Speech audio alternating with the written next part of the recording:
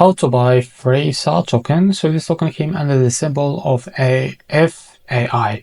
Now, before we start, this is not financial advice. I'm not professional or economic expert. So before investing in any project that you find on my channel, please do your own research. And also, there is a referral code down there in the description. You can get free money, rewards on crypto with the best referral code. Simply goes below. Fund your account, enjoy the benefits. Check them out in the description. Now, before going on buy this token, make sure to check the REFERRAL account and keep following the updates about this token. As you can see, this token is available on MEXC. To be able to buy this token, it's easy and simple. Just copy the token address from here. As you can see, this token address is under the base network. Open your wallet. For that, I will use the Bitcoin wallet. Now click on your wallet.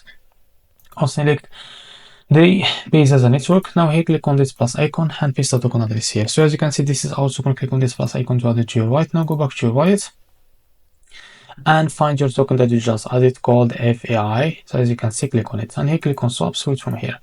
From the top, select the token that you want to buy with, for example, USDT, and make sure that you have enough USDT on your wallet. Now here type how much you want to buy.